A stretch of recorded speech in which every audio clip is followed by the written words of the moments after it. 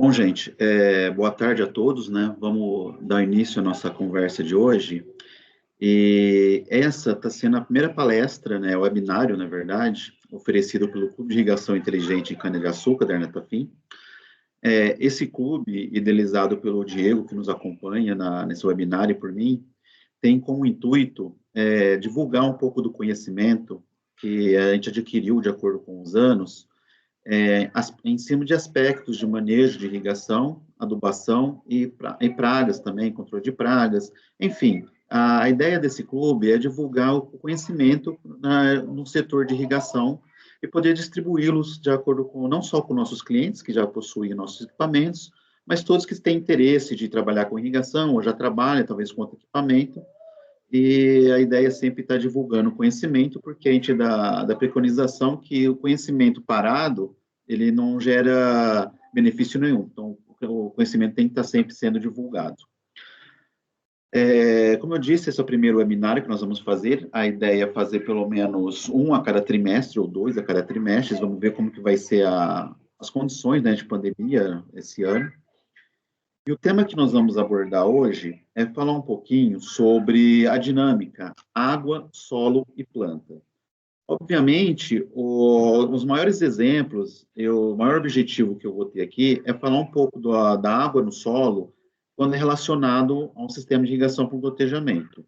Mas, para quem não trabalha com gotejamento, trabalha com outro tipo de irrigação, dá para fazer um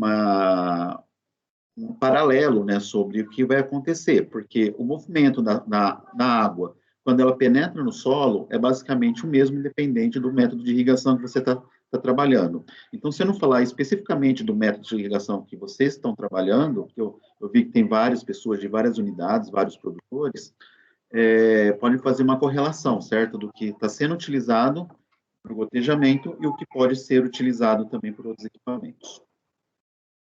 Em relação a perguntas, fiquem à vontade para fazê-las, tá? O microfone de vocês estão fechados, mas por acaso tiver alguma pergunta, alguma curiosidade, por favor, fiquem à vontade para abrir o microfone, fazer a pergunta na hora que achar necessário, tá? Não precisa esperar terminar a palestra, pode ficar à vontade para não perder o momento da pergunta.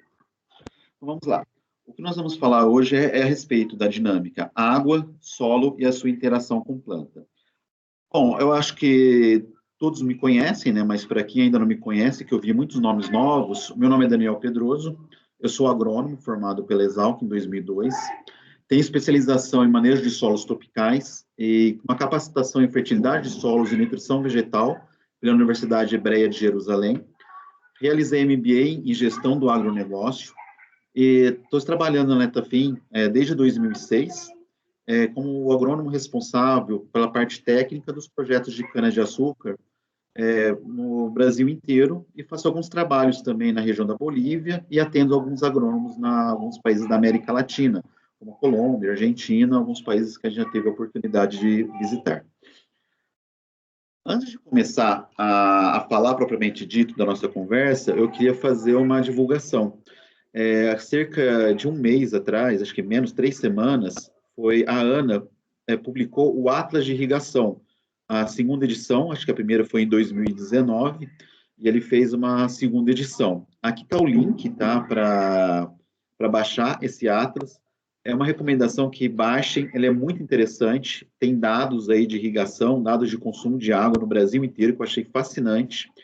E eu procurei separar alguns slides aqui, algumas informações, só a título de comunicação, tá? Um pouco que eu li desse material, que eu achei muito bom.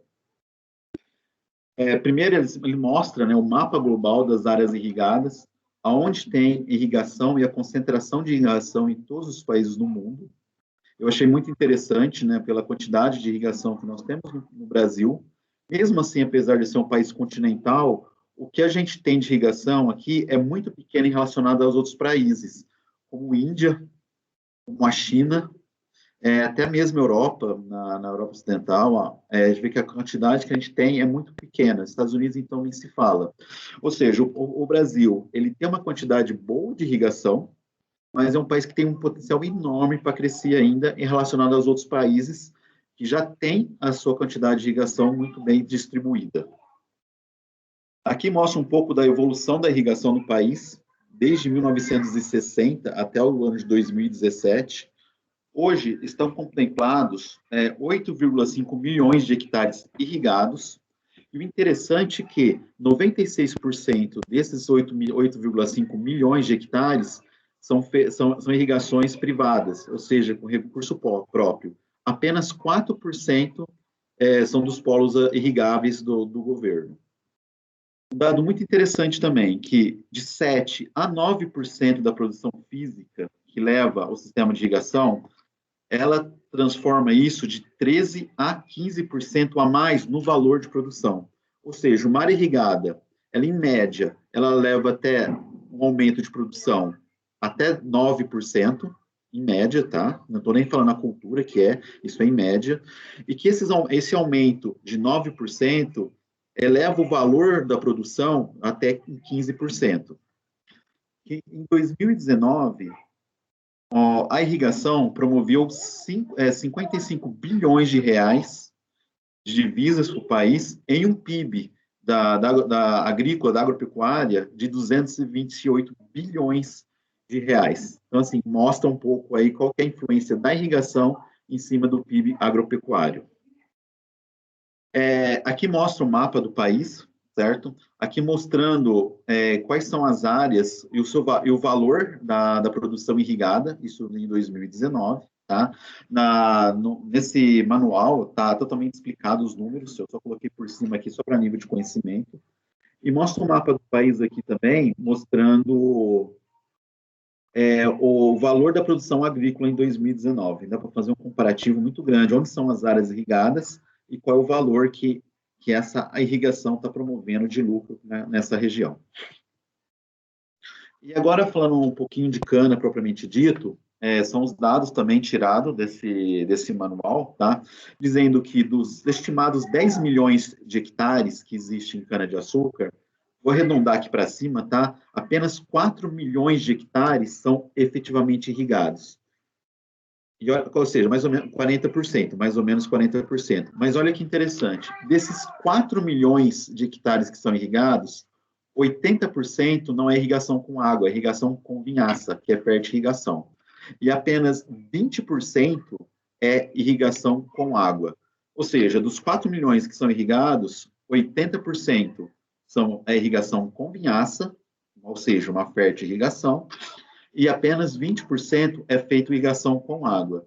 E fatiando um pouquinho mais esse mercado, dos 20% que tem irrigação por água no setor de cana-de-açúcar, 75% é irrigação de salvamento, com autopropelido, 20% é irrigação com déficit, aí aqui é só deixa eu terminar, com 20% irrigação com déficit e 3,4% irrigação plena. Aqui eu li o manual da Ana e ele cita o manual que ela publicou em 2020, falando apenas de irrigação em cana-de-açúcar. Essa irrigação aqui por salvamento com déficit com plena não necessariamente quer dizer qual é o método de irrigação que está sendo utilizado, tá? O salvamento, sim, é o canhão, o autopropelido, mas com déficit e plena, aqui está somado os dois, porque eles não, na metodologia que eles usaram para definir isso, não está separado o que é pivô, o que é gotejamento. O gotejamento pode ser irrigação plena? Pode, mas também pode ser irrigação por déficit também, porque o que eles entenderam que a lâmina do gotejamento está abaixo da lâmina que eles consideram ideal, eles consideram irrigação por déficit. Então, às vezes, são áreas que têm gotejamento, mas eles não classificam esse gotejamento como plena, como déficit. Então, esse salvamento, sim, está bem confiável, em torno de 76%, mas a irrigação plena e irrigação com déficit, aqui está uma mistura, tá? De pivô, gotejamento e possivelmente também um outro método que talvez eles tenham pensado, mas acabou não dividindo na formação desse manual, tá bom? Só para deixar registrado isso. Essa aqui é um pouquinho da nossa agenda que nós vamos discutir hoje. É falar da dinâmica da água no solo, falar um pouco das técnicas de manejo em função da dinâmica da água no solo e dissertar um pouquinho sobre a diferença entre os gotejadores enterrados e os gotejadores superficiais. Bom, primeiro vamos começar com a dinâmica da água no solo, tá? Quando a gente fala de irrigação localizada por gotejamento, uma das grandes características é a formação do que nós chamamos de bulbo úmido, tá? E esse bulbo úmido tanto pode vir de gotejadores que estão enterrados, ou pode vir de gotejadores que estão superficiais. Ok, a formação do bulbo úmido, ela é bonita, ela é interessante, só que para a gente não significa nada. O que realmente significa, independente se é uma irrigação por gotejamento ou uma irrigação por aspersão, lógico que nos seus devidos detalhes, não é a formação do bulbo úmido, mas sim quando esses bulbos se juntam, que é a formação da faixa úmida. Como funciona isso? Aqui é a foto da Agrovale, tá? Uma usina localizada em Juazeiro, na Bahia, após a colheita. Então, ou seja, o solo aqui estava pelo menos 30 dias sem irrigação no semiárido. Foi feitas as primeiras irrigações e aqui a gente começa a observar a formação do bulbo úmido. Ok, muito lindo, muito bonito. Continua a irrigação, esses bulbos começaram a se juntarem, formando o que a gente chama, que a gente gosta de trabalhar, com a faixa úmida, que é a partir daí que nós vamos começar a discutir a dinâmica água no solo. Por que eu digo isso? Porque dependendo da característica do solo, dependendo da textura de solo, nós podemos ter alguns diferentes caminhamentos da água no solo, tá? Não somente faixas úmidas, vou dizer caminhamento para poder juntar todos os tipos de irrigação.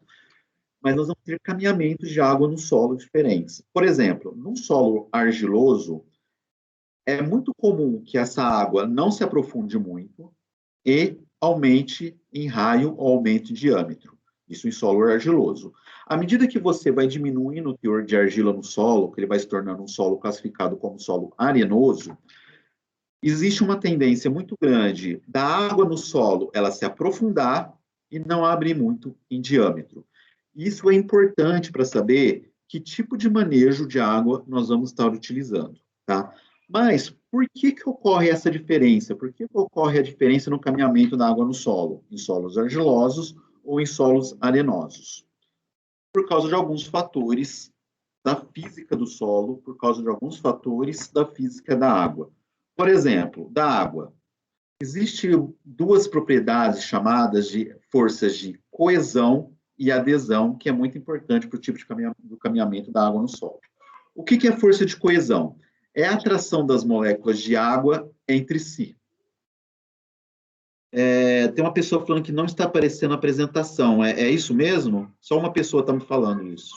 Não, a apresentação aqui para mim, Dani, tá ok. Então talvez seja a internet dele. É que a minha tela tá dividida aqui, que eu tô para ficar aceitando as pessoas aqui. Tá bom, então deve ser a internet dele que não deve estar aparecendo. Bom, se alguém tiver alguma coisa, pode falar, por favor, tá? Bom, existem algumas forças que influem no caminhamento da água. A força de coesão e a força de adesão. A força de coesão é a atração das moléculas de água entre si. Ou seja, a água ligando na água, a água puxando água. Outra força que vem da física da água é a força de adesão, que é a atração das moléculas de água com outras partículas que possuem cargas. É aí que a gente começa a entrar na parte das propriedades do solo. Solo arenoso. Qual que é a característica do solo arenoso? Baixa CTC. O que é baixa CTC? Baixa capacidade de troca catiônica, ou seja, pouca carga negativa. O que são solos argilosos? São solos com alta CTC, ou seja, alta retenção de carga. O solo arenoso ela tem pouca carga e o solo argiloso ela tem muita carga. Então, isso já entra em correlação. Força de adesão da água com a força, com os colóides, com as cargas que tem no solo. Além disso, solos arenosos, temos macroporos, são poros grandes, onde cabe muita água. Solos argilosos, nós temos microporos, poros pequenos, onde cabe pouca água. Quando nós falamos de força física da água, características físicas do solo, aí entra também uma outra característica física, que é a força da gravidade. Quando você junta as forças da água com as forças do solo, com a força da gravidade, aí que está essa diferença no caminhamento da água no solo. Por exemplo, vamos fazer aqui uma correlação. Vamos pegar um solo arenoso. Solo arenoso, característica, pouca carga, macroporos. Imagina a água entrando no solo aqui, ou pode ser por um gotejador, pode ser com qualquer outro equipamento. Quando a água penetra no solo, a água ocupa os macroporos, poros grandes, ocupa muita água. E esses poros grandes que ocupam muita água não tem carga nenhuma para segurar a água. Então, o que acontece? Entra muita água, não tem carga para segurar, a força da gravidade começa a agir, começa a puxar essa água para baixo. A água puxa a água, então toda a água que é aplicada, ela tende a se afunilar, fazendo aquele faixa onda de cenoura, que ela vai descendo em profundidade e não abre em diâmetro. Ao contrário do que acontece num solo argiloso. O que acontece num solo argiloso? Microporos, ou seja, poros pequenos, e muita carga para segurar essa água.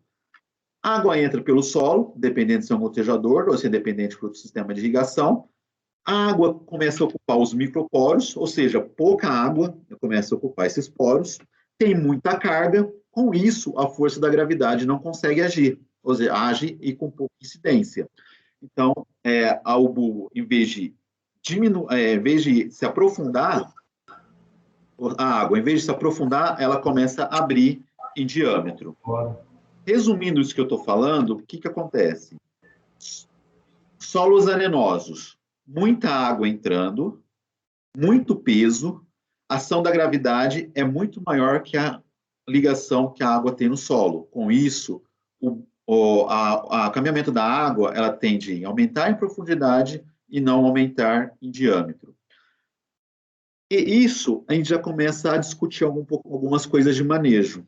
Por exemplo, em solos arenosos, como é uma característica, é um caminhamento comum da água, o que seria interessante? A pessoa que falou que estava com problema já falou que está resolvido. O que seria interessante em solos arenosos? Em vez de você trabalhar com uma alta vazão, você trabalhar com uma baixa vazão. Ou seja, lâminas menores de água, mas mais frequentemente. Tá? Porque o que vai acontecer?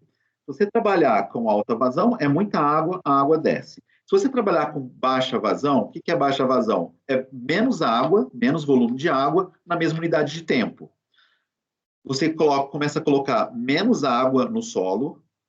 Com isso, o peso da água vai ser menor, a força da gravidade não vai conseguir agir tanto. Então, há uma tendência, que eu exagerei nesse desenho, tá? Mas é para ficar mais claro, que a água no solo, estou acostumado a falar bulbo, faixa úmida, né? Então, me desculpem, eu vou falar isso várias vezes. Mas a água no solo, em vez de se aprofundar, ela tende a ficar mais em superfície, porque não vai ter uma ação tão grande da força da gravidade, porque o peso da água vai ser menor. Então, solos arenosos, a gente consegue. Uma das modalidades de se trabalhar bem é você diminuir a vazão do emissor, trabalhando com menores lâminas de água, mas mais frequentemente, tá? Solos arenosos. Quando você trabalha com uma alta vazão, acontece algo inverso. Como é muita água e essa água ela fica retida porque são microporos e muita carga para segurar, em vez de se aprofundar, ela tem a tendência de abrir muito. E dependendo da VIB, que é a velocidade de infiltração do solo, ela pode até aflorar, se for enterrado. Ela pode até aflorar. E no caso, se for superficial, ela vai ter baixa infiltração no solo. Uma das modalidades de trabalhar com isso também é você reduzir um pouco a vazão. Com isso, você vai entrar menos água, a água ela consegue se distribuir melhor no ambiente do solo, porque a água vai procurar onde os lugares que estão secos para distribuir, e com isso você consegue aprofundar mais a água no solo. Então, na verdade, esse manejo de se trabalhar com uma lâmina menor e com alta frequência, você pode ser usado tanto em solo arenoso como em solo argiloso. No solo arenoso, para evitar que a água desça muito, ficar mais em superfície, e para solo argiloso, evitar que a água aflore, que ela consiga descer um pouco. Então, é o contrário, na verdade, né? A baixa vazão a gente procura nos solos argilosos, a gente busca que a água desça, e nos solos arenosos, a baixa vazão, a gente busca que a água não desça tanto. Eu vi que tinha um colega da Bolívia, pelo menos estava invitado, pelo menos em espanhol, acredito que seja de outro país, né? Eles têm um problema, um caso muito sério de silt, solos siltosos. E solos siltosos é interessante, porque assim, fisicamente ele funciona como um solo argiloso, ou seja, baixa taxa de infiltração e baixa taxa de infiltração. Só que, em relação ao armazenamento de água, ele funciona como um solo arenoso, porque ele retém muito pouca água. Então, na verdade, os solos siltosos, a gente tem que tomar muito cuidado, a gente tem que trabalhar obrigatoriamente com baixa vazão e com alta frequência, porque senão o risco de não penetrar essa água no solo é muito grande. Esse é apenas um comentário. E, logicamente, que nós temos que respeitar a CAD do solo. O que é CAD do solo? É a capacidade de água disponível. Resumindo no português claro, é o tanto de água que o solo pode armazenar. Às vezes eu vejo manejos de irrigação, não só para gotejamento, mas outros vários sistemas também, que falam, Daniel, apliquei uma lâmina de 30 milímetros no solo para a cultura. Ah, legal, você aplicou uma lâmina de 30 milímetros para a cultura, isso vai voltar a irrigar quando? Não, eu só apliquei 30 milímetros, agora eu não volto mais, já dei minha lâmina. É muito perigoso isso que você está falando. Por quê? Se eu apliquei 30 milímetros num solo extremamente arenoso, onde a minha CAD, ou seja, a capacidade que o solo tem de armazenar uma água é apenas de 8 milímetros, aqui tem metros cúbicos, tá? Para transformar para milímetro é só dividir por 10. Onde uma CAD é apenas de 8 milímetros, beleza, o solo segurou 8 milímetros. 22 que você aplicou foi embora. Gastei água, gastei energia elétrica, gastei tempo. Mesma Daniel? coisa, pode ficar à vontade. Licença, tá? Vou só te interromper aqui. Então, Claro. me perguntaram o seguinte: você prefere, para a sua melhor dinâmica, que a gente interrompa a palestra e faça pergunta na hora que você estiver apresentando o slide, ou você prefere que as perguntas sejam postas no chat e no final a gente responde? Não, pode perguntar na hora. Pode perguntar na É hora, melhor, né? porque às vezes alguma dúvida agora, aí nós vamos até E o aí final da palestra, vai ter que você vai voltar. vai ter que Isso, voltar. isso. Não, Acho que foi perfeito. agora, tá? Então, o Eduardo Saldanha, por gentileza, se pronuncie que você Grande, foi o primeiro. grande Eduardo. Opa, boa tarde a Boa todos, tarde. né? Daniel, quando você comentou ali da questão da irrigação em solos mais arenosos, né, o ideal ser baixa vazão, numa situação de solos de irrigação com água salina, né, que é uma situação que eu vivo aqui, essa recomendação, ela permaneceria ou seria realmente melhor a gente trabalhar com alta vazão para provocar a lavagem de sais e tudo, né? Eduardo, uma boa pergunta, viu? Águas salinas, independentemente se você for trabalhar com baixa vazão ou alta vazão, a incidência de sais ela vai ser o mesmo, porque a quantidade de água que nós vamos aplicar vai ser o volume que nós vamos aplicar vai ser exatamente o mesmo. Se você aplicar com uma alta vazão, a água, essa água não vai se disponibilizar, não vai disponibilizar, não, ela não vai abrir no solo e a planta não vai ter contato com ela. Então, na verdade, assim, você vai estar aplicando uma água salina e a planta vai apresentar o estresse hídrico, porque essa água ela vai descer e não vai ficar disponível para a planta. Então, para você atender a necessidade da planta, você vai ter que aplicar mais água. Se você trabalhar com uma vazão menor, com águas salinas, a planta vai se disponibilizar da água para a planta, você vai aplicar menos água para a planta, porém a água vai ser salina do mesmo jeito. Então, assim, o que eu estou querendo dizer com isso? Nós vamos aplicar água salina para a planta do mesmo jeito se for baixa vazão ou média ou alta vazão. Aí, talvez, para trabalhar com águas salinas, principalmente se o EC for acima daquelas que são recomendadas para a cultura, nós não vai ser um manejo de irrigação que vai resolver isso. Talvez vai ser um manejo químico, como, por exemplo, uma aplicação de cálcio, magnésio. Nós vamos procurar estruturas químicas para poder resolver esse problema de salinidade. Mas em relação ao manejo de água, se for alta vazão ou baixa vazão, vai ser a mesma coisa. Por quê? Para hidratar a planta, nós vamos ter que aplicar água. Nós vamos ter que aplicar o volume X de água para hidratar essa planta.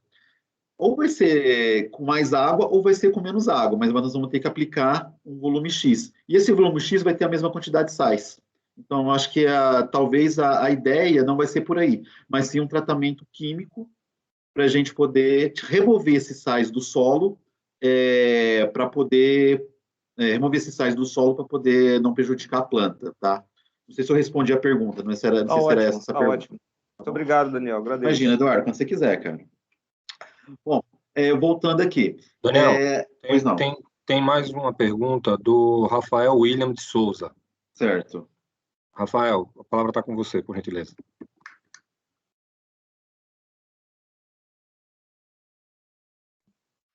Não tem nenhuma pergunta, não. Desculpe. Bom, vamos lá. E a mesma coisa acontece no solo argiloso. O solo argiloso, ele tem uma capacidade de armazenar água maior que um solo arenoso.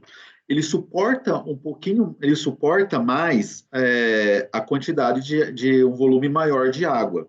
E, lógico que é nem por isso que eu vou ter que ultrapassar o volume que ele aguenta, tá? Então, resumindo, a gente tem que conhecer primeiro, conhecer o solo, qual que é a sua capacidade de armazenagem de água para poder fazer uma aplicação de lâmina. Por exemplo, se a gente pegar um solo extremamente argiloso, tá? Onde uma capacidade de água disponível aqui, uma CAD, vai ser, vou arredondar para 20, tá? De 20 milímetros, então, em vez de aplicar uma lâmina de 30, a gente aplicar uma lâmina de 20. E depois de um certo tempo, voltar com uma lâmina de 20 novamente, se for possível operacionalmente. Lógico, a gente tem que pensar nessa possibilidade. Porque se você aplicar uma lâmina de 30 num solo que armazena 20, 10 você vai perder. Tá? Aí é a conta custo-benefício que a gente tem que fazer. Vale a pena eu perder esses 10 milímetros ou eu consigo voltar depois novamente, vai ficar mais caro? É uma conta que tem que fazer. Mas o que eu quero chamar a atenção com isso, que a gente tem que aplicar a quantidade de água que o solo suporta. Se a gente aplicar mais, vai ser muito bonito a gente colocar na planilha que a gente colocou, irrigou 30, 40 milímetros. Mas para o solo, para a planta, vai ficar só 8, vai ficar 20 milímetros, que é a quantidade de água que o solo consegue suportar. Tá? E uma questão que eu acho muito interessante, tem até uma história para contar sobre isso, né? Chuva de 60 milímetros é boa? Depende. Essa eu queria compartilhar uma história que aconteceu comigo numa unidade, numa usina aqui na região de São Paulo, tá? Eu ia visitar essa usina e a gente ia fazer uma extração de solução do solo. O que é uma extração de solução do solo? É tipo um tensiômetro, tá? É uma haste com uma cápsula de cerâmica que a gente põe no solo, e a gente faz um vácuo e procura extrair a solução de água do solo, para poder fazer análise química. E assim, quanto o solo mais seco está, mais difícil é tirar essa solução. Quanto mais úmido o solo está, é muito mais fácil de tirar essa solução. Então, eu fui nessa usina, né, e eu cheguei lá, comecei a descer no carreador principal para chegar na casa de bomba, onde eu ia encontrar o pessoal. Eu vi que estava totalmente molhado, estava até com erosão, né? Eu falei, nossa, choveu aqui, né? Aí eu cheguei lá o pessoal, falei, aí, choveu? Não, choveu aqui 40 milímetros. Ah, beleza. Ah, então, para tirar, choveu de noite? Não, choveu, deu uma pancada final de noite aí. Não, beleza, né? Então quer dizer que para extrair a solução da água do solo vai ser um espetáculo, vai ser rapidinho. Fomos até lá, fomos começar a extrair a água, vamos começar a fazer o vácuo, né? Para poder extrair a água do solo. Não vinha. Isso eu fiz em 20 centímetros. Em 40 centímetros também não vinha. Começou a vir em 60. Falei, caramba. Olhei para o cara e falei, mas não choveu 40 milímetros? Choveu, mas choveu em 20 minutos. Ou seja, uma pancadona em 20 minutos. Choveu. Colocou na planilha que choveu. Teve uma precipitação de 40 milímetros. Só que essa água, ela não penetrou no solo. Ela não ficou disponível para a planta. Ela desceu de forma em erosão. Por quê? Porque a gente tem que levar em consideração a velocidade de infiltração do solo. Não é só porque choveu, choveu hoje, eu não vou irrigar. Não, espera um pouquinho. Choveu hoje, mas como que foi essa chuva? Foi em 1 hora, foi em 15 minutos, foi o dia inteiro, foi em 24 horas. Eles dizem que aquela chuva fininha, é a que molha, né? E realmente é exatamente isso. Porque se choveu muito num solo que tem uma velocidade de infiltração baixa, ela vai penetrar um pouco e vai escorrer por erosão. Vai para açude, vai para rio. Não irrigou o solo. Você não molhou o solo. Se você não irrigou o solo, você não irrigou a planta. Então, chuva de 60 milímetros é boa? Depende de quanto tempo ela vai demorar. se caiu ela imediatamente, foi muito rápido, ou se ela demora mais para cair. Isso em cima da velocidade de filtração do solo.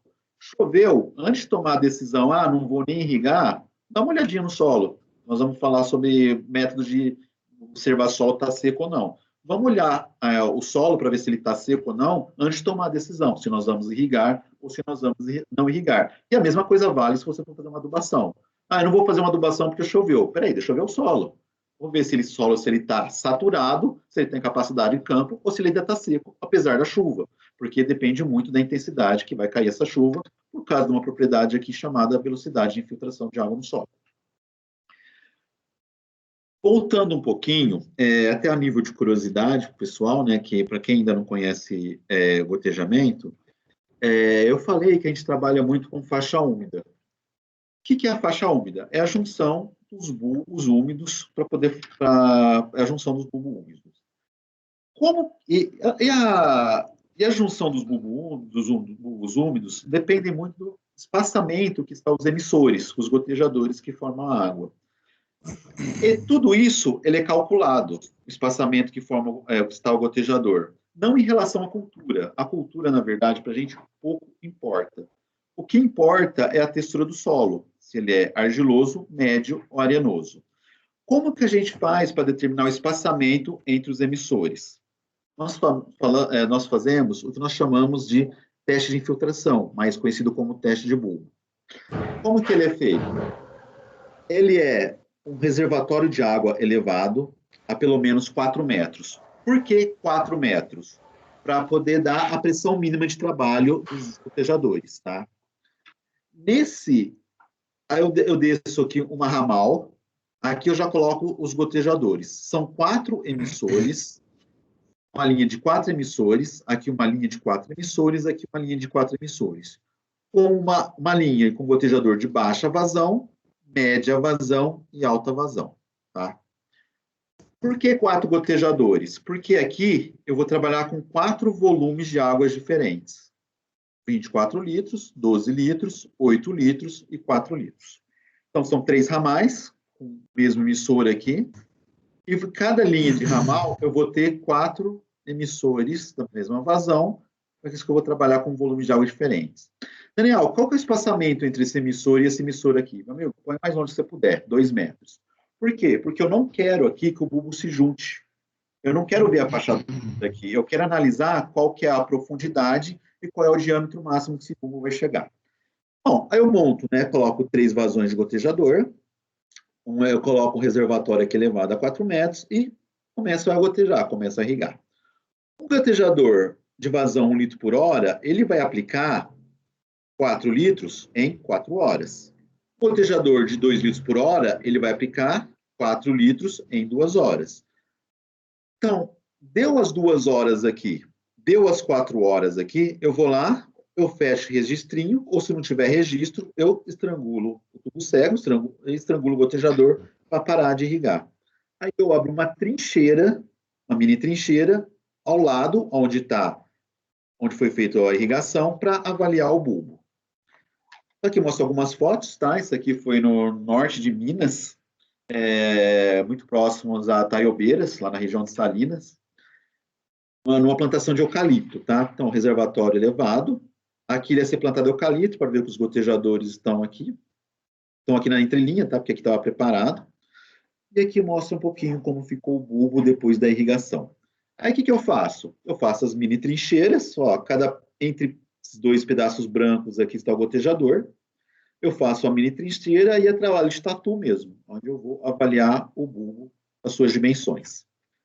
Eu meço profundidade, eu meço raio ou diâmetro e jogo isso numa planilha. Tá? Essa planilha, ela me forma resultados diferentes, onde eu consigo avaliar gotejador de baixa vazão, aqui eu acabei colocando resultados de gotejador de 0,6, tá? De média vazão e de alta vazão. Então, eu consigo ver, de acordo com a vazão do emissor, como é formado o bulbo, como é feito o caminhamento na água, no solo. E cai muito daquilo que eu falei para vocês. Ó, você tem um solo argiloso, Gotejador de alta vazão, repare que ele aumenta mais em diâmetro e não aprofunda tanto. Quando eu uso de menor vazão, ele aprofunda mais e não abre tanto. Tá?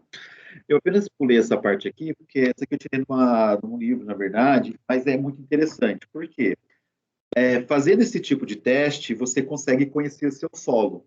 Não somente na formação da faixa úmida, na formação do bulbo úmido também, mas também dos impedimentos, ou antrópicos ou naturais que tem no solo. Tá?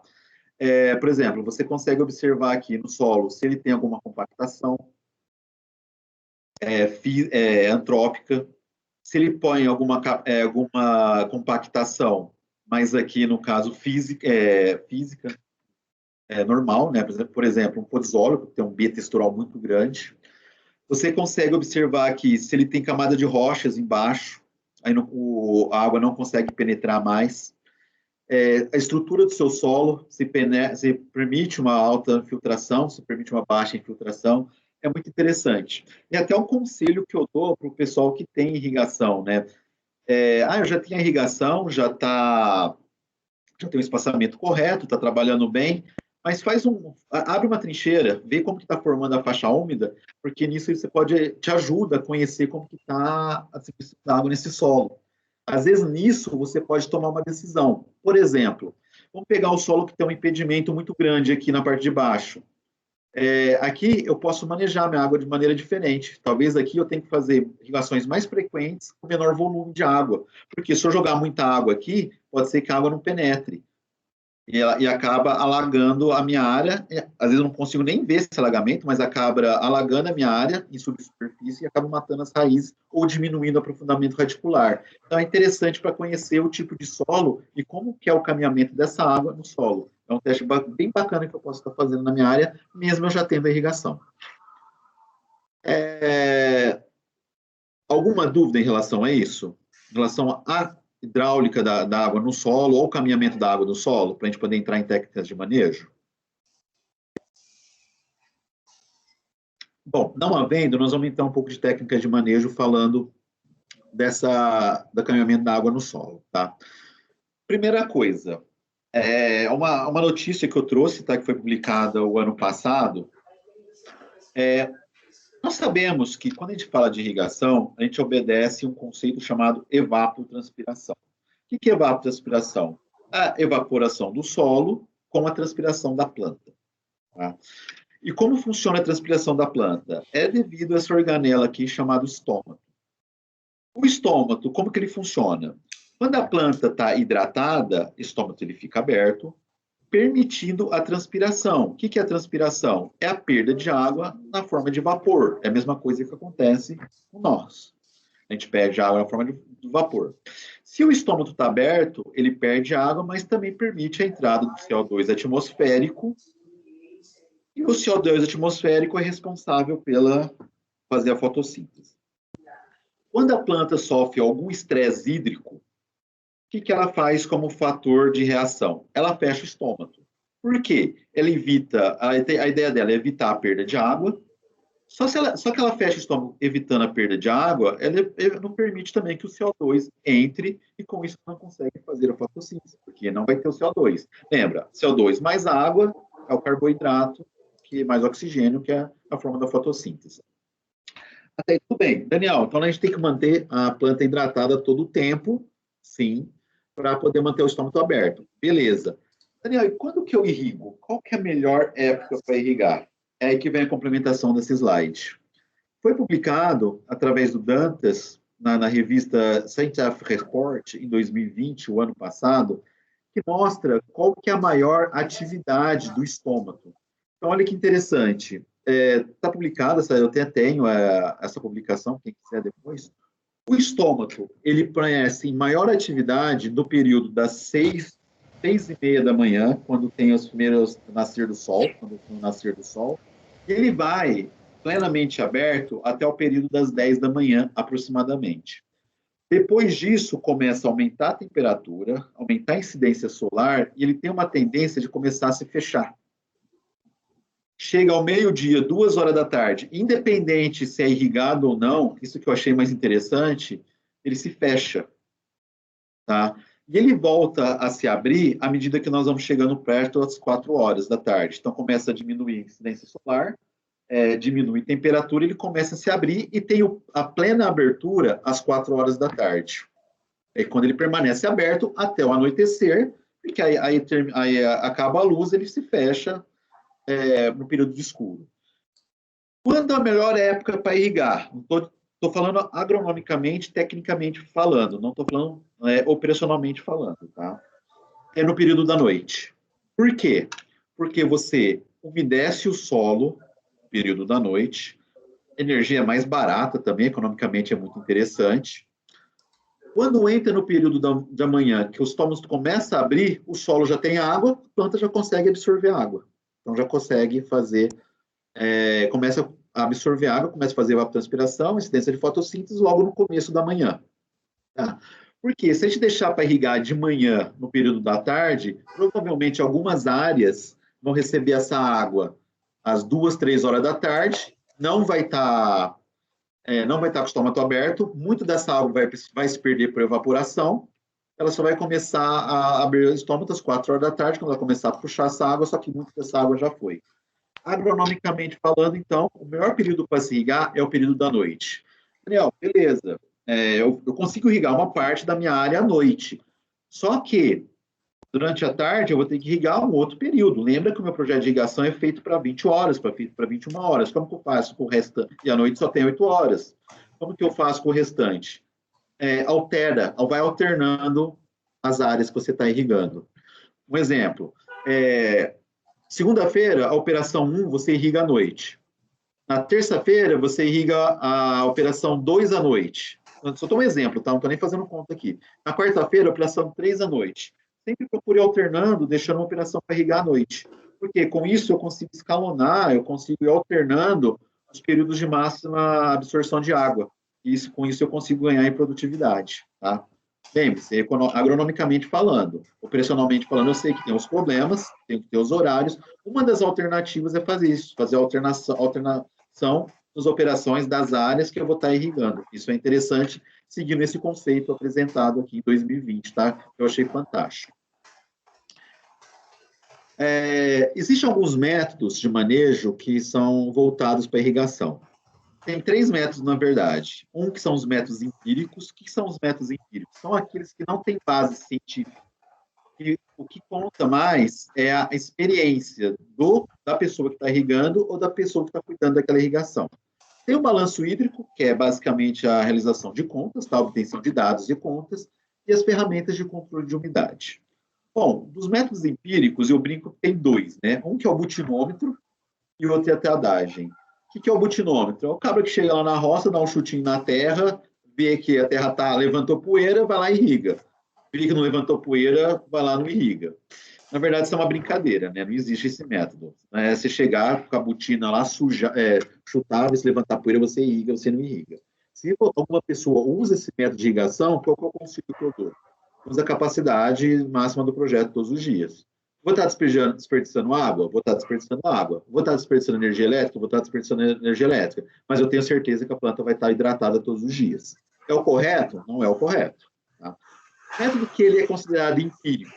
Por que ele é considerado empírico? Porque depende muito da experiência de quem está usando isso. Tá? Pessoas diferentes têm experiências diferentes, chegam a resultados diferentes. Que é o método da tradagem. O que é o método da tradagem? Você pega um trado de solo, isso aqui é um trado holandês, né? Vai lá, tira uma amostra de solo na profundidade que te interessa, dentro da faixa onde você está irrigando. E utiliza essa amostra de solo. Põe na mão. Se você pega essa amostra de solo na mão, aperta, sai água entre os dedos, quando você abre a mão, está o bolinho formado, é o solo considerado molhado. Ou vamos falar mais bonito, solo saturado, com excesso de água. Você faz o mesmo procedimento, você tira o solo, pega a amostra de solo, coloca na mão, aperta, não sai água entre os dedos. Quando você abre a mão, o solo forma o bolinho, o solo está úmido, ou seja, em capacidade de campo. Você faz o mesmo procedimento, põe o solo na mão, aperta, não sai água entre os dedos, mas quando você abre a mão, o solo está esboroado, está totalmente em pó aqui, é solo seco, ou ponto de murcha permanente. Então, resumindo, sai água entre os dedos, abriu, bolinho formado, solo molhado, não precisa irrigar. Você coloca água entre os dedos, o solo na mão, apertou, não saiu água entre os dedos, mas você abriu, bolinho está formado, solo úmido. Ainda não precisa irrigar, mas já fica esperto. Colocou o solo na mão, não saiu entre os dedos, abriu, voltou, esborou tudo, solo seco, necessidade de irrigação. Isso é uma metodologia rápida e muito eficaz que a gente pode utilizar para ver se o solo está úmido, se a nossa irrigação está boa, tá? Só que é aquilo que eu falei, né? É um método empírico. A minha experiência talvez seja diferente da sua. O que para mim pode ser solo molhado, para você talvez seja solo úmido. Para mim pode ser solo molhado, pode ser um solo seco. Então, quando eu for fazer isso, procure definir uma pessoa só. Ou às vezes tem uma equipe de trabalho, hoje vai você, hoje vai você. Não, põe uma pessoa só, porque ele vai ganhando a experiência, ele vai pegando, vai calibrando o tato, né, que a gente fala. Balanço hídrico. Balanço hídrico é basicamente a realização de contas, né? Lâmina a ser aplicada. Você pega a evapotranspiração, menos o que a chuva deu, pode considerar até a chuva efetiva, se for o caso, né? Vezes o tamanho da planta, ou seja, o crescimento da cultura. Então, evapotranspiração menos chuva, vezes o crescimento da cultura, dá a lâmina que eu tenho que aplicar. Apenas um detalhe. É a lâmina que foi a quantidade que foi perdida o dia passado, tá? Então, eu vou estar sempre aplicando com atraso. Eu sempre vou estar considerando os dados que eu obtive no dia anterior. É bacana esse método? É bacana, porque ele é muito preciso. Qual que é a grande dificuldade dele, o grande gargalo? É conseguir esse maldito dado aqui de evapotranspiração. Evapotranspiração, ou você vai ter que pegar de uma estação meteorológica, ou você vai ter que ter acesso a essa informação, seja via site, seja alguma coisa assim. Só que essa informação via site, ela tem que ser regional. Deixa eu só concluir aqui, Diego, aí você abre para a pergunta. Essa informação aqui, ela tem que ser regional. Por quê? O que pode acontecer, tá? Eu moro em Ribeirão Preto. Pode ser que Ribeirão Preto não tenha uma estação meteorológica. A estação meteorológica mais perto que vai ter aqui, um exemplo, tá? Vai ser em Campinas, que está a 200 km de Ribeirão Preto. Então, quando eu puxo essa informação pelo site, às vezes vem a evapotranspiração de Campinas, não de Ribeirão Preto, que Campinas é mais frio, é distante, é totalmente diferente. Então, nisso eu posso errar na minha mensuração. Então, por isso que eu tenho que sempre procurar dados que sejam regionais, tá bom? Nisso, a estação meteorológica regional, ele é mais indicado. Pois não, Diego? O Eduardo Saldanha faz a pergunta do seguinte: você tem alguma metodologia para calcular a chuva efetiva? Eduardo, tenho sim, cara. Depois eu posso te passar, tá? Mas resumindo, abaixo de 25 milímetros você considera a chuva zero. Acima de 25 milímetros você considera 70% da precipitação, tá? Eu tenho um estudo em relação a isso, eu posso te passar depois, eu tenho todos os contatos, tá? Vamos lá, mais alguma dúvida, Diego? Acho que não. Bom, vamos lá. Não, desculpa. Imagina. O próximo método que a gente pode estar usando é a utilização de ferramentas de umidade do solo. Para isso, eu recomendo duas, tá? Uma são as sondas TDR, que ela mede o volume de água no solo, e a outra é a tensiometria. O que eu vou falar bastante da tensiometria, porque a sonda ela mede o volume de água no solo. A tensiometria ela mede a tensão de água no solo, ou seja, é a força que a planta faz para puxar essa água do solo. Então, ela requer um pouco mais de detalhes que eu vou falar mais sobre ela. Primeiro, o que é a tensiometria? O que é um tensiômetro? O tensiômetro ela é uma haste de PVC com uma cápsula de cerâmica na ponta, e por isso essa cápsula é porosa, onde eu vou acrescentar água aqui dentro e vou colocar um reloginho ou uma rolinha para poder medir o vácuo que vai formar. Uma bateria de tensiômetro são três hastes, que são três profundidades diferentes, tá? Então, é uma haste de PVC, uma cápsula de cerâmica na ponta e alguma coisa para medir o vácuo aqui. Nós vamos trabalhar com três profundidades, tá? Deixa eu voltar aqui. Uma que vai ser menos profunda, uma que vai ser mais profunda, medianamente profunda, e uma que vai ser mais profunda. Por que essas 3 profundidades? Porque eu quero analisar 3 profundidades das raízes. Vou dar um exemplo, tal, que a gente faz em cana-de-açúcar. Em cana-de-açúcar, se a gente pegar a literatura, 85% das raízes efetivas, tá? As raízes que realmente trabalham na planta, estão nos primeiros 20 a 25 centímetros do solo. Tá? Na cana-de-açúcar, o que a gente faz? A gente coloca um tensiômetro a 20 centímetros de profundidade, onde eu já pego 85% das raízes efetivas, coloco um tensiômetro a 40 centímetros de profundidade, onde eu já pego aí 90, talvez 95% das raízes efetivas, e um tensiômetro a 60 centímetros de profundidade, onde eu vou pegar acima de 99% das raízes efetivas. Tá? E como que vai funcionar o manejo? O tensiômetro mais raso, tensiômetro de 20 centímetros, eu chamo de tensiômetro de quando. Quando que eu vou irrigar? O tensiômetro de 40 centímetros, ou de medianamente a profunda mediana, vai ser o de quanto que eu vou estar irrigando, ou seja, a quantidade de água que eu vou estar jogando. E o tensiômetro de 60 centímetros, que é o mais profundo, é se eu estou tendo lixiviação, sim ou não. Por exemplo, se eu pegar uma planta, o tensiômetro aqui está a 20 centímetros. Deixa eu só avançar um pouquinho aqui para mostrar um negócio. As medidas de referência que nós vamos trabalhar são essas daqui. kPa é a unidade de medida do tensiômetro, tá? Então, de 0 até 10 kPa, eu considero solo saturado, não precisa irrigar. De 10 a 20 kPa, capacidade de campo, ainda não precisa irrigar, mas fique esperto. Acima de 20 kPa, solo seco, tá? Então, essas são as medidas que nós vamos trabalhar. Voltando lá agora. No tensiômetro de 20 centímetros, o mais raso, bater o olho. Se eu estou irrigando ou não estou irrigando, eu olho no tensiômetro, ele está acima de 20, ele está dentro de 20 kPa, está de 0 até 20 kPa, o que significa? Significa que a água, dependendo se é água de chuva, se é água de outro método de irrigação, se é água de gotejamento, está sendo suficiente para chegar a 20 centímetros de profundidade, e com isso eu estou umedecendo 85% das minhas raízes. É olhar, bater o olho. Está acima de 20? Opa, significa que eu não tenho água para chegar a 20 centímetros de profundidade, então eu não tenho água suficiente para poder umedecer 85% das minhas raízes.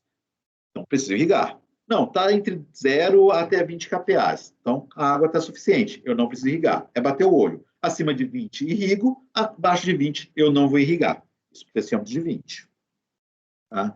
O tensiômetro de 40, se a gente lembrar, é o tensiômetro de quanto que eu vou irrigar. Por exemplo, eu tenho a planta aqui, eu tenho um tensiômetro que está medianamente profundo, está a 40 centímetros.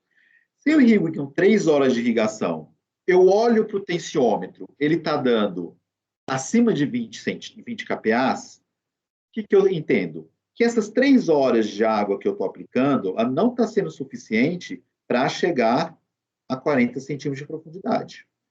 Se ela não está sendo suficiente para chegar aos 45 centímetros de profundidade, aos 40 centímetros de profundidade, significa que eu não estou irrigando, essas 3 horas de irrigação que eu estou fazendo, não está sendo suficiente para umedecer aí 90, 95% das minhas raízes.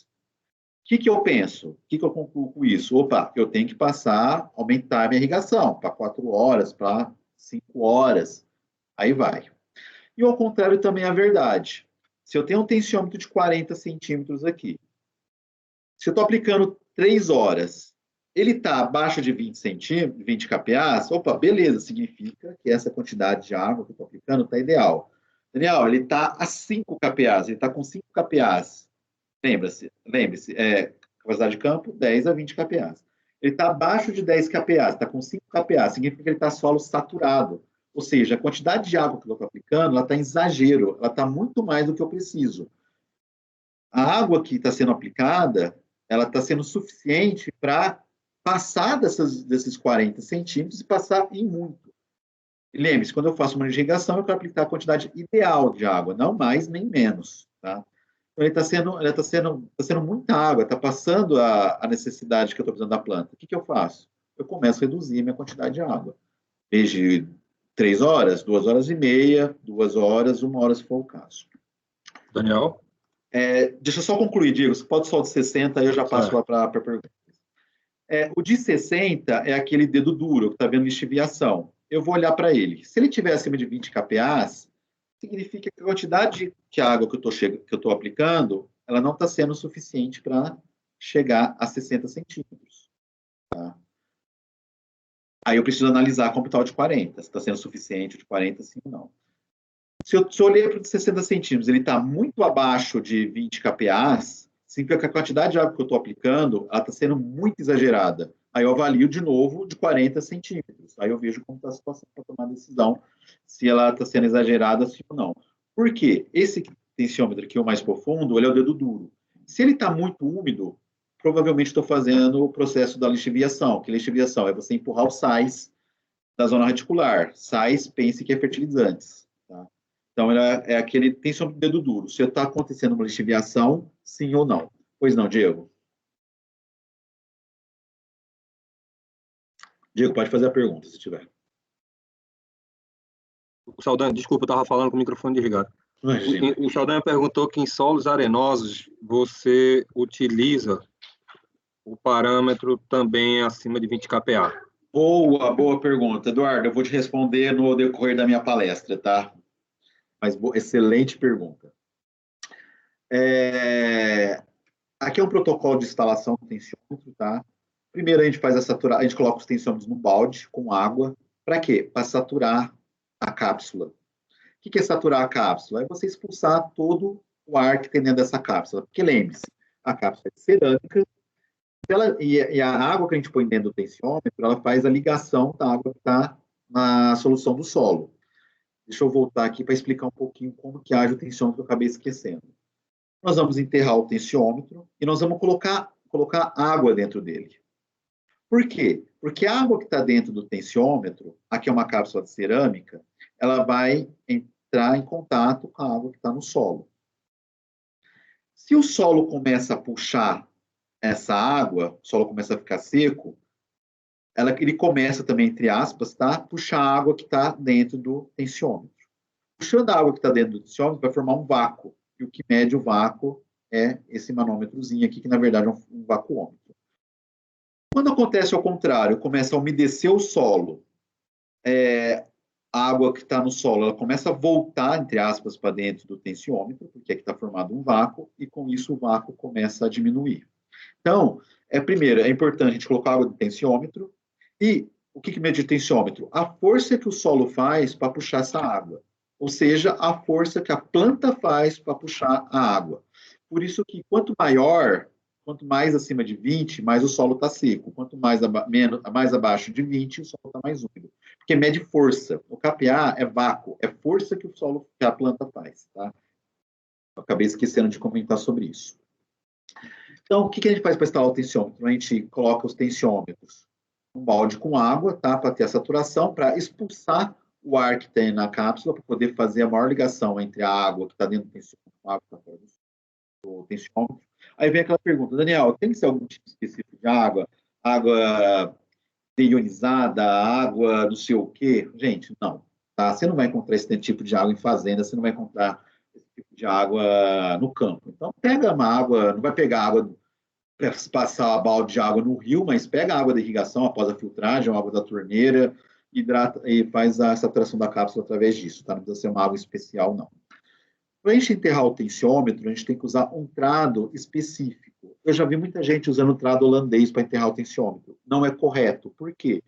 Porque o diâmetro do trado holandês ele é muito maior que um tensiômetro, o diâmetro do tensiômetro. O diâmetro do tensiômetro é em torno de 20 a 22 milímetros. Então, a gente tem que usar um trado que tenha mais ou menos esse diâmetro. Tá? Aí eu recomendo uma broca de 22 milímetros, broca de furar madeira. Você consegue, aí você é só soldar numa haste de metal, você faz um trado de tensiômetro. Por quê? Se você usar um trado que seja um trado holandês, por exemplo, que o diâmetro aqui é muito maior, o que vai acontecer? Você vai desestruturar totalmente o solo em volta desse tensiômetro. Até esse solo estruturar de novo, você perdeu várias medidas, você está fazendo um manejo por tensiometria errado. Então, procura usar um trado mais ou menos da mesma bitola, 22 milímetros, tá? Com isso, você consegue enterrar o tensiômetro sem fazer a desestruturação total do solo. Fez o buraco, você adiciona água. Por quê? Para formar uma lama no fundo do buraco, para que a cápsula do tensiômetro ela se molde junto com o buraco, tirando assim a água para não ter problema com a ligação da água dentro do tensiômetro com a água depois. Coloca o tensiômetro e o mais importante de tudo, coloca a água dentro da haste. Tá? Tensiômetro não funciona sem água, que nem carro não funciona sem álcool, não funciona sem álcool, não funciona sem gasolina. Tá? E nem eletricidade se for carro elétrico. O combustível do tensiômetro é isso daqui. Por quê? Ele trabalha de acordo com funções físicas. Então, já falamos, né, as medidas de referência entre 0 a 10 kPa, solo saturado, não precisa irrigar, de 10 a 20 kPa, capacidade de campo, também não precisa irrigar, acima de 20 kPa, precisa de irrigar. E lembre-se, tensiometria é vácuo. Quanto maior o valor, mais seco está. Lembre-se disso. Respondendo à pergunta do Eduardo. Daniel, para diferentes tipos de solo, arenoso, médio, argiloso, eu uso valores diferentes? Eduardo, até alguns anos atrás eu achava que tinha que usar. Tá? Para mim, tinha que usar. Só que o professor Rubens Coelho da Exalc, ele me chamou a atenção sobre isso. Ele falou que não é necessário usar valores diferentes. Por quê? Lembre-se que nós estamos trabalhando com tensão. O que é tensão? É a força que o solo ou a planta faz para puxar, é vácuo. A força que o solo faz, ou a planta faz, é muito parecida. Não vou falar que é exatamente a mesma, tá? Mas é muito parecida num solo argiloso, médio, arenoso. O que vai acontecer é que num solo arenoso vai chegar a 20 kPa muito mais rápido, muito mais frequentemente que num solo argiloso. E é esse gráfico aqui que eu preparei, porque eu queria falar sobre esse tema também. Um solo arenoso vai chegar a 20 kPa, só que de uma maneira muito mais frequente, muito mais rápida. Um solo argiloso vai chegar nas mesmas 20 kPa, só que de uma maneira muito mais devagar, muito menos frequente. Resumindo, você pode usar os mesmos resultados, tá? Os mesmos valores. O que vai mudar vai ser a frequência que vai atingir esses valores. No solo arenoso, muito mais rápido, no solo argiloso, muito mais devagar. É isso que muda, segundo a orientação do meu professor Rubens Coelho da Exalc. Daniel, existe alguma tabela mágica, alguma coisa milagrosa que você vai colocar aqui? Deu 20 kPa, eu irrigo com tanto, deu 21 kPa, eu vou irrigar com tanto? Olha, tabela milagrosa não existe. Por quê? Eu falo que manejo, você não se faz manejo, nenhum tipo de manejo, depende se é irrigação, se é adubação, se é de pragas, não importa o que seja, uma receita de bolo. Eu não consigo ver nenhum tipo de manejo como receita de bolo. Mas existe não uma literatura, mas uma análise que você pode fazer que te ajuda na sua tomada de decisão, que é a curva de retenção de água no solo. Tá? Essa curva curva de retenção da água do solo, ela vai te dar qual que é a sua CAD, qual que é a capacidade de água disponível no solo, e qual é a porcentagem dela que você está em capacidade de campo, tá? E qual é a porcentagem dela que você vai estar em ponto de murcha permanente. Lembrando que a CAD é capacidade de campo menos ponto de murcha permanente. Então, através dessa curva de retenção de água no solo, você vai ter uma ideia muito boa de qual é a capacidade, de acordo com a tensão que vai estar apresentando o tensiômetro, qual que é o volume de água que você vai precisar para repor essa água no solo, tá? Não vai ser exato, porque, como eu falo, né, não existe um manejo que é feito com receita de bolo, mas você consegue tomar uma boa decisão, você consegue ter uma boa orientação em relação a isso, tá bom? E quem, por acaso, tiver alguma dificuldade para ler uma curva de água de retenção do solo, a gente está à disposição aqui para ajudar no que for necessário. Agora, está entrando, a agricultura entrou na fase 4.0, né? Com isso, a irrigação entrou também na fase 4.0.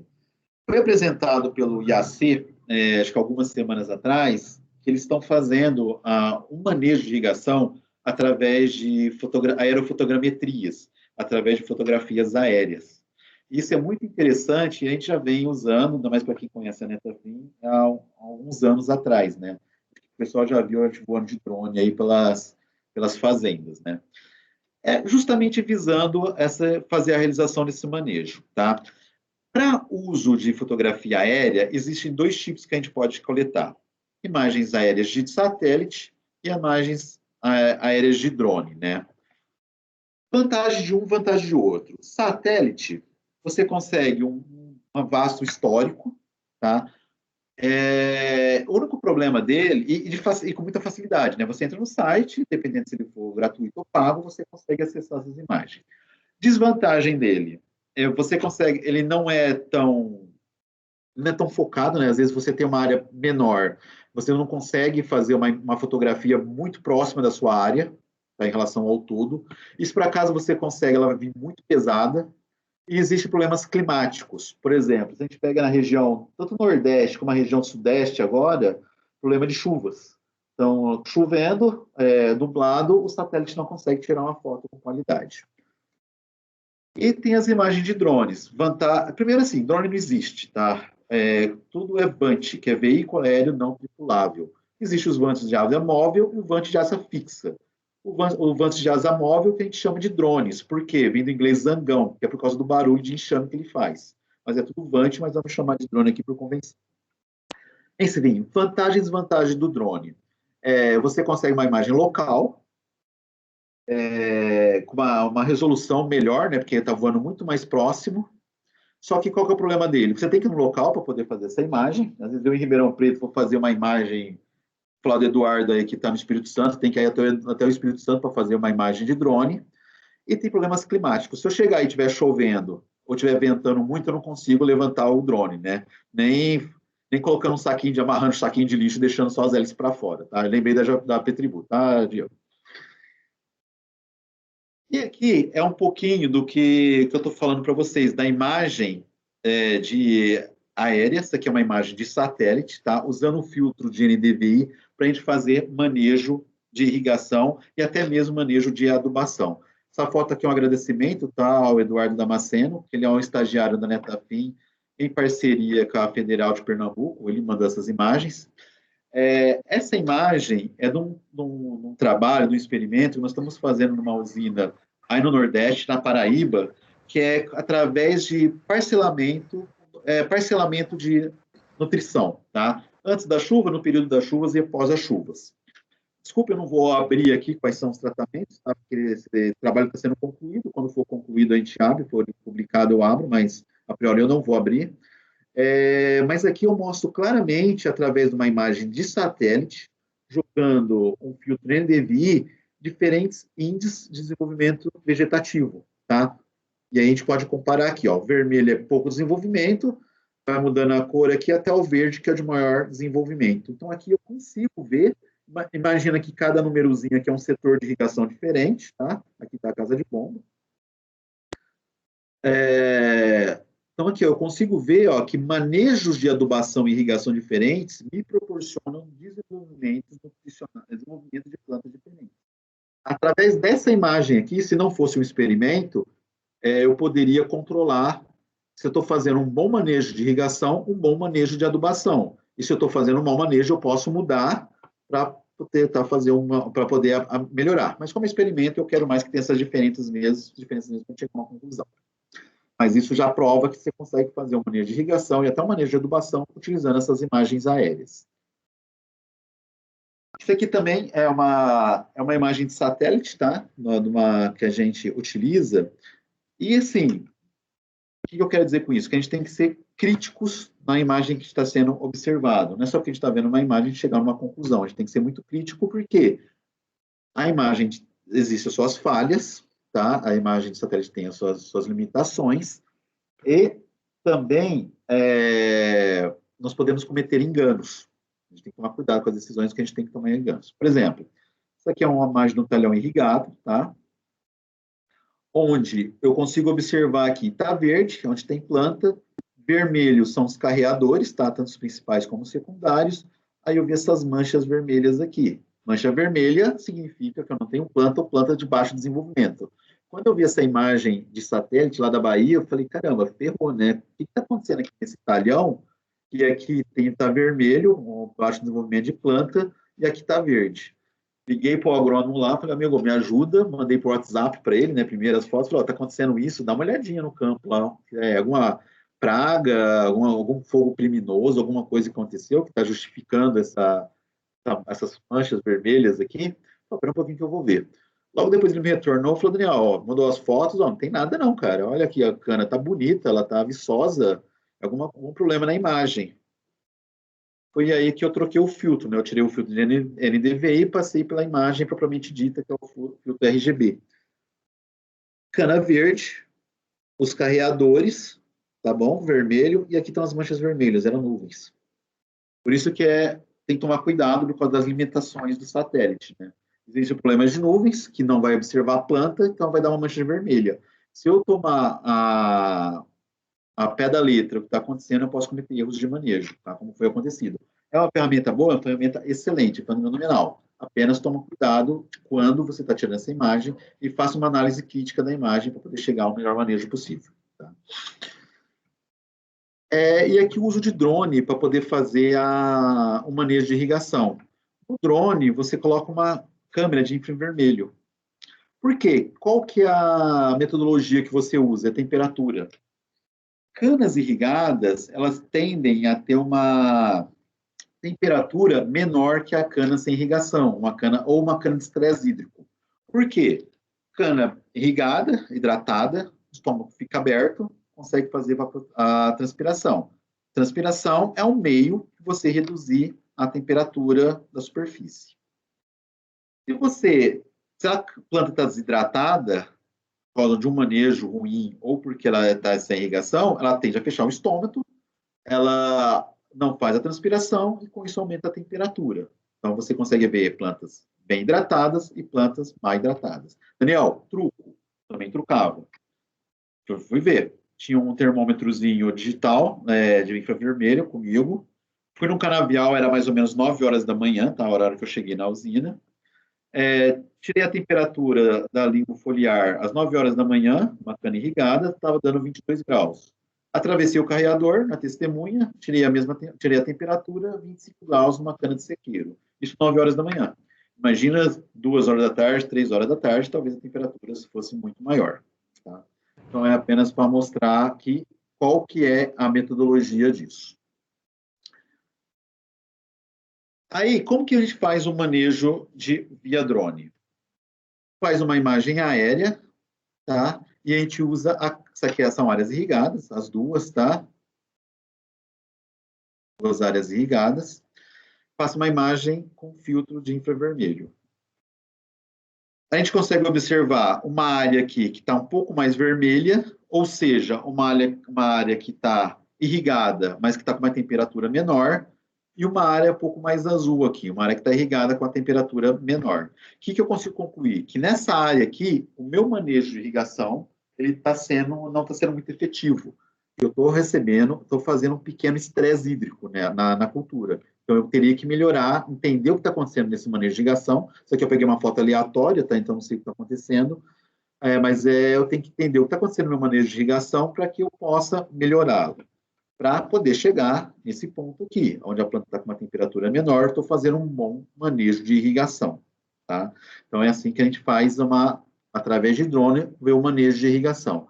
E também nós podemos fazer manutenção do sistema via drone. Daniel, o que são esses pontinhos escuros aí? Provavelmente são vazamentos. Está vazando, o gotejador está vazando, está jogando mais água do que o necessário, a planta está, o solo, não só a planta, mas o solo também está com uma temperatura menor, e isso foi mostrado pela câmera de infravermelho. Tá? E pode acontecer ao contrário também. Imagina aqui tudo azul e esses pontinhos vermelhos aqui. O que significa? Que naquela zona o solo está com uma temperatura maior, a planta está com uma temperatura maior, que pode ser entupimento. Então a gente pode fazer a manutenção de uma maneira mais efetiva, utilizando imagens do drone. Ok? Diego, alguma pergunta em relação a isso? Eu já vou passar para o nosso último capítulo aqui.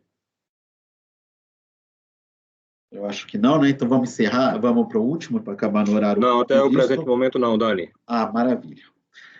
Agora nós vamos falar um pouquinho... As explicações estão sendo muito boas. Não está deixando nem dúvida. Fico feliz com isso. Agora nós vamos chegar na nossa última parte aqui da nossa agenda, que é falar um pouquinho de gotejadores enterrados e gotejadores superficiais. O porquê que eu quis colocar esse tema, tá? Porque foram tiveram várias dúvidas no mercado, e muita gente falando não coisas corretas, a respeito de uso de gotejadores enterrados e os gotejadores superficiais. A escolha do irrigante, tá? Não é a gente que vai falar para você use enterrado ou use superficial, mas o meu intuito dessa parte aqui é desmistificar um pouquinho das dúvidas e em cima dos argumentos que foram utilizados. Alguns argumentos que, na minha opinião, não são técnicos, é achismo, tá? Mas eu gostaria de falar sobre eles. Primeiro, o que foi dito no mercado? Que gotejador superficial, o enterrado, o solo pode esmagar o tubo gotejador. E com isso, a água do gotejador superficial sai mais fácil. Tá? Eles falam, ok, gotejador, vou colocar meu gotejador superficial, porque a água vai sair mais fácil. O gotejador superficial ele é mais barato do que você enterrar o gotejador. Mas eu vou usar em cana-de-açúcar que vai fechar. Qualquer coisa eu largo, compro um gotejador barato, coloco ele superficial, largo lá, vai colher, vai picar tudo, depois eu esparramo de novo o gotejador e assim segue a vida. Tá? Por isso, são esses três aqui que falaram que falaram no mercado a respeito de uso de gotejador superficial, gotejador enterrado. Vamos lá. Aspectos agronômicos, eu vou procurar me atentar às partes técnicas ainda. Não existe nenhum estudo... Daniel, tá? Pois não. Só falando, volta ali aquele slide sobre algumas dúvidas que a gente possa ter hoje sobre o gotejo superficial. Eu acho que vale se atentar hoje, principalmente, nem só a parte técnica, né, que a gente está com excelentes técnicos aqui participando da tua palestra, mas a gente hoje tem que pensar principalmente na parte de sustentabilidade. Quanto de material de resíduo que você vai deixar dentro dessa área para o solo. Eu até comento sobre isso, Diego.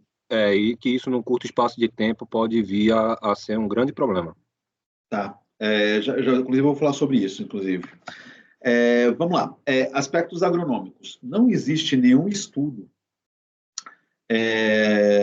que gotejador superficial seja melhor que gotejador enterrado. Tá? Não existe nada a respeito disso. Tanto que eu até coloquei aqui no teste de bulbo, teste de filtração, um gotejador, um bulbo formado por gotejador superficial e um bulbo formado por gotejador enterrado. Pode observar assim, que no mesmo tipo de solo, a dinâmica da água no solo é muito parecida, ela é muito semelhante. Aqui no superficial ainda ocorre uma pequena perda por evaporação, porque você está aplicando água em superfície, relação física da água, coisa que não ocorre num gotejador enterrado, tá bom? Mas você colocar um gotejador enterrado, um gotejador superficial, vai aumentar a produtividade porque o gotejador superficial? Não existe nenhum estudo. Feito pela Netafim não existe, não existe nenhum resultado, não comprovou o resultado, e tem algumas unidades que fizeram isso que não conseguiram também chegar a nenhum resultado de produtividade diferente, tá bom? Esse é o primeiro aspecto. Quando a gente analisa o bulbo superficialmente enterrado, o que a gente consegue observar? Que o gotejador, quando ele está superficial, ele tende a molhar a superfície do solo primeiro, depois essa água penetra no solo. E superficialmente pode ocorrer algumas perdas por evaporação. Coisa que não acontece no bulbo enterrado, no gotejador enterrado, que ele vai estar enterrado a mais ou menos 20 centímetros, tá? Ele não vai ter essas perdas, porque ele está enterrado, então não existe evaporação em profundidade. E sim, ele vai subir em superfície por causa da ação de capilaridade que existe em qualquer solo, independente se ele é arenoso ou se ele é argiloso. Tá? Então, assim, agronomicamente falando, não existe argumentos para falar que o superficial é melhor que o enterrado. Eu até falaria ao contrário, talvez o enterrado seja um pouquinho melhor que o superficial, mas vamos dizer que é a mesma coisa porque não tem resultados produtividade que comprovam a diferença entre os gotejadores. Tá? Esse é o primeiro resultado agronômico falando. Resultados técnicos, tá? O peso do solo vai compactar o gotejador, o tubo gotejador, então a água do gotejador superficial sai mais fácil. Isso é uma tremenda inverdade. Fazer conta, cara. Gente, eu não gosto de fazer conta, mas vamos fazer conta para poder entender. Densidade do solo. Eu peguei um solo argiloso, tá? Com a densidade de 1,8 gramas por centímetro cúbico. Vezes 30 centímetros, que é a profundidade que nós vamos instalar o tubo gotejador, vai dar uma força-peso de 54 gramas por centímetro quadrado. Ou seja, o solo está fazendo uma força-peso de 54 gramas por centímetro quadrado. Pressão interna para o tubo gotejador funcionar. No final da linha, não estou nem falando do começo da linha, onde a pressão é maior. No final da linha, é 4 bar. Ou seja, 0,4 quilogramas força por centímetro quadrado. Ou seja, multiplique isso por 1.000 para dar gramas, 400 gramas força por centímetro quadrado. Ou seja, cara, 7 vezes mais a força interna do gotejador em relação ao peso do solo. Não vai compactar a água, não vai sair mais fácil, porque está superficial. Porque tem 7 vezes mais força o gotejador para dentro do gotejador do que o solo está fazendo de peso em cima dela. Tá? Então, totalmente desbancado, eu só estou fazendo conta. Econômico. Você coloca o gotejador superficial, ele é mais barato que o gotejador enterrado? Não necessariamente. Vamos pensar assim, gotejadores diferentes. Um gotejador mais robusto, mais bruto, que eu vou enterrar. E um gotejador, uma fita, que eu não vou enterrar, porque não pode enterrar a fita. Tá bom, o gotejador fita vai ser mais barato que o gotejador bruto. Beleza, tudo bem, vamos considerar. Não é muito, mas vamos colocar que é mais barato. Se você for enterrar um gotejador, você vai gastar, que isso aqui são dados reais, tá? Dados médios que nós estamos gastando mão de obra e infraestrutura para enterrar gotejador, vai gastar R$ 292 por hectare. Só que você vai fazer isso uma vez a cada 10 anos, se for cana-de-açúcar. Se for café também, mesma coisa. Grãos, mesma coisa. Então você vai gastar R$300 aqui por hectare para enterrar uma vez por ano. Mais o custo do gotejador, que é mais caro, vamos colocar. Se você pegar uma fita, que você vai ter que esparramar, o custo de mão de obra e infraestrutura para você esparramar e recolher vai ser R$240. Se você fizer tudo mais barato, que R$300. Mas se você fizer isso durante 10 anos, que você vai ter que esparramar e recolher durante todos os anos, vai para R$2.400 por hectare. Ou seja, quase 10 vezes mais do que você está pagando se você fosse enterrar o gotejador uma vez só. Não existe justificativa econômica para falar que o gotejador superficial, que você vai esparramar e recolher todo ano, ele é mais barato do que você só enterrar. Pode ser mais barato no primeiro ano, pode ser mais barato no segundo ano. A partir do terceiro ano, ele já se torna mais caro. E lembre-se que você vai fazer isso durante 10, 12 anos, 20 anos, tá? Essa questão, está falando de questões técnicas, questões econômicas. Agora vem a questão ambiental que o Diego falou, tá? Eu fiz alguns cálculos aqui de peso de bobina de gotejador por hectare, tá? Se você pegar um gotejador superficial e falar assim, Daniel, eu vou esparramar o gotejador, como ele é mais caro, eu não vou recolher, eu vou deixar lá para poder picar, vou queimar junto, se for colheita manual, vou queimar, vou largar lá, dane-se. Eu vou estar jogando anualmente no solo, deixando como resíduo 157 quilos de polietileno, tá? Aqui no polietileno acho que é de alta densidade, se eu não me engano. Se eu fizer isso por 10 anos, tá?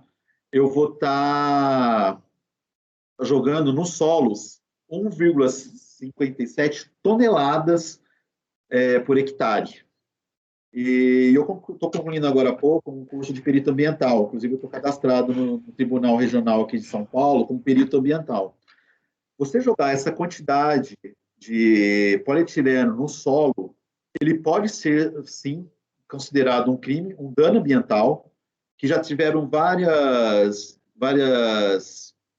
julgamentos, juiz, esqueci a palavra agora, caramba, sentenças, que a pessoa que fez isso, ela foi acusada por estar cometendo um crime ambiental, de acordo com a Lei 6.938 do Código Nacional de Meio Ambiente, no artigo 54. Então, sim, se você deixar no solo essa quantidade, de acordo com os anos, você sim pode estar infringindo a lei cometendo um crime ambiental. E isso, além de multa, é de 4 a 6 anos de cadeia. Então, assim, não é, ambientalmente falando, não é interessante fazer isso, porque você pode infringir a lei, você pode entrar como crime de danos ambientais, tá? Então, o que eu quero dizer?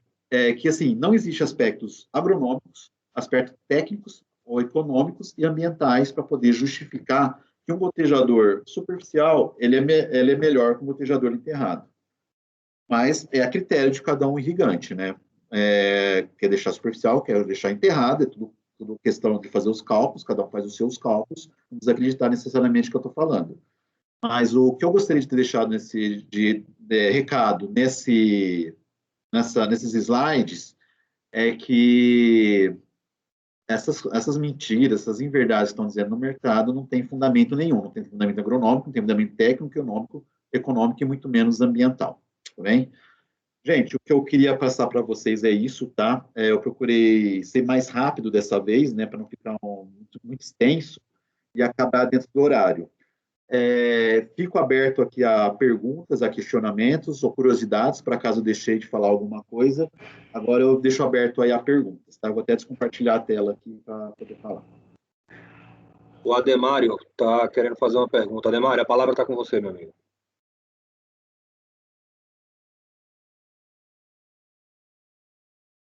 Escuta. Escutamos.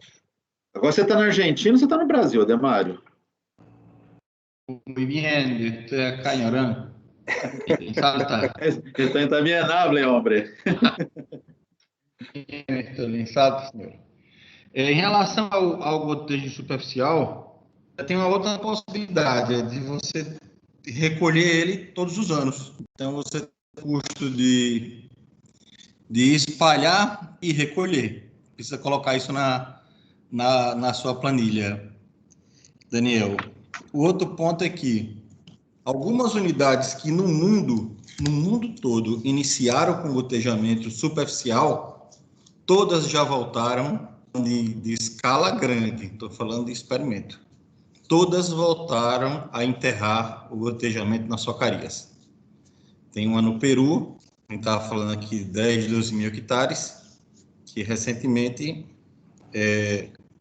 enterrou todo o gotejo, que estava todo superficial. Então, existe um custo inicial mais barato, mas o OPEX dessa operação e os riscos, eles são extremamente altos e caros. Então, eu comungo também que o superficial para grandes áreas de cana é uma ilusão. Não estou falando aqui de 5 hectares, 10 hectares para fazer cachaça, para fazer, né, um outro segmento. Mas o nosso superficial é ilusão. Era a minha contribuição que eu queria deixar. Obrigado, Ademário, pela contribuição. Ademário, eu só queria, ratificando a tua informação, quando a gente coloca o gotejo superficial, o recolhimento para utilização no ano seguinte, a dificuldade disso é que nós normalmente as nossas áreas elas são irregulares, né? Então você teria que identificar a linha para poder conseguir colocar essa mesma linha no ano seguinte. Se você tivesse áreas homogêneas, retangulares, aí você conseguiria realmente fazer talvez um trabalho como esse. Mas em áreas irregulares o trabalho eu acho que ele é totalmente inviável. É minha opinião também. É um plus no problema.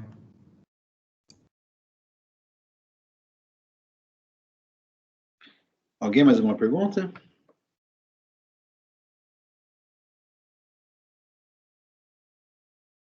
Agora eu já consigo ver. Um pouquinho.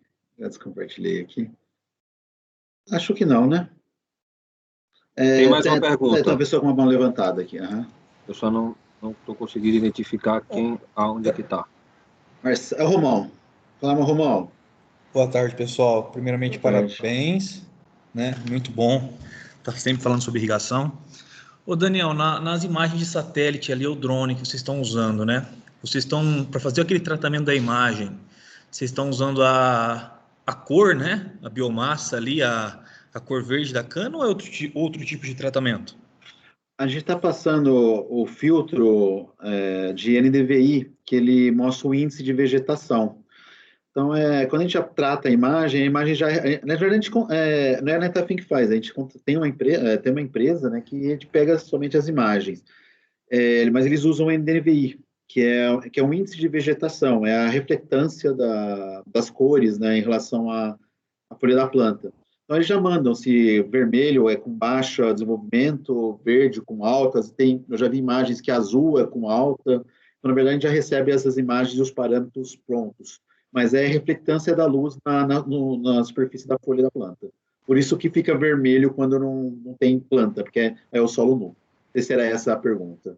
Não, legal, cara. E a gente trabalha isso um pouco aqui dentro da Raizen, né? E às vezes, quando você vai chegando perto da colheita, né, cara, algumas variedades costumam tombar, né? E faz aquele efeito que você mostrou da nuvem ali, né? Então a gente chegou a assustar no começo aí também, quando a gente tinha algum problema desse, tá? Sabe o que já aconteceu? Isso aí foi uma coisa muito interessante. Uma vez eu baixei uma imagem de satélite e a imagem estava totalmente vermelha. E era o mesmo local que já tinha acontecido um fogo criminoso ano passado. Cara, eu fiquei branco. Quando eu vi aquela imagem, eu falei, meter o fogo de novo no lugar. Liguei desesperado para o pessoal da usina, né? Eu tô até vendo, acho que até o pessoal da usina está aqui, né, participando. Então, acho que está assim. Aí ele falou, Daniel, calma, pegou fogo, mas não foi na área de irrigação, foi na área do outro lado do carreador. Provavelmente na hora da imagem do satélite a temperatura deve ter feito alguma contaminação, mas eu fiquei branco, cara. Que a área estava totalmente vermelha. Não, bacana, cara. E realmente você pega, quando você tem algum problema em alguma linha, né? Alguma parte da fita ali, os meninos da Gaza que estão aqui participando também, a gente já nos ajudou muito, já as imagens ali, para identificar algum problema na irrigação, viu, cara? Bacana, que bom. De novo, obrigado aí, parabéns, tá? Imagina, Romão, é isso. Luan, contigo, cara. Boa tarde, tá na escuta? Agora sim. Daniel, eu queria saber qual seria a localização ideal do tensiômetro e do extrator de solução que vocês têm utilizado em relação à linha de plantio e também em relação à linha do gotejo. Se tem sido ali entre um e outro, ali no meio, ou se tem sido mais na linha de plantio, né? No caso de plantas de espaçamento combinado, né? Cara, você fez uma boa pergunta. Qual que é o procedimento correto para a instalação do tensiômetro? É de 20 centímetros do tubo gotejador. Só que isso, às vezes, pode... Se você está trabalhando com linha dupla, e a sua linha dupla te for a 40 centímetros, né? 40 plantas, o gotejador no meio vai dar 20. Vai dar em cima da planta. Então, o que você pode fazer? Você tem duas alternativas. Ou somente onde você vai colocar o tensiômetro, você retira a planta, tá? Ou você coloca um pouquinho depois da planta, tá? Passou da linha de plantio. Mas a recomendação é 20 centímetros do tubo gotejador. Quando é linha simples, não tem esse problema, mas quando é linha dupla, pode ser que dê em cima da planta. Aí você pode tomar a decisão, ou retirar a planta daquele pedaço, ou colocar um pouquinho atrás da linha, da linha da planta. No caso, por exemplo, de um duplo alternado de 1,50 por 90, não vai ter esse problema. Vai 20 centímetros do gotejador, também beleza. Mesma coisa da linha simples. Tá ok, muito obrigado. Imagina.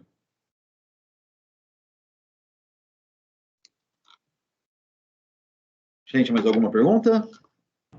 Sexta-feira, né?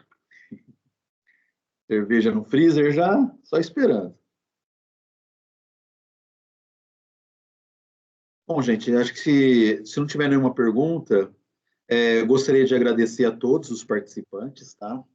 Agradecer também, Diego, aí pela condução, tá? Foi um prazer muito grande estar conversando com vocês e estou vendo aqui pelos nomes, até revendo pessoas que fazia tempo que eu não conversava. Então, queria agradecer a presença de todos, tá? E esse foi o primeiro que eu espero de muitos. Então, a ideia é sempre estar fazendo um webinário com temas variados. Se aqueles que têm o meu WhatsApp quiser mandar algumas ideias de temas, vai ser um prazer. E, novamente, agradecer a todos pelo tempo disponível e pela atenção dispensada para a gente aqui, tá? E vai estar gravado, e assim que for possível, eu já disponibilizo o link para quem tiver acesso à palestra, ok? Muito obrigado a todos e tenham uma boa sexta-feira, restinho de sexta-feira, e Dani, bom final de semana. Pois não? Depois tu manda o link com a apresentação gravada para o e-mail do Clube Cana. Mando sim, pode deixar. Aí eu... Porque teve algumas pessoas que não conseguiram participar, que estavam no campo, mas estão me solicitando aqui pelo WhatsApp pode deixar. A apresentação, tá? Combinado, Se então. puder conseguir mandar o link, depois a gente redistribui. Combinado, então. Tá bom? Abraço Obrigado, a todos, Dani. bom final de Um semana. abraço. Tchau, tchau. Falou, um abraço. Tchau, tchau.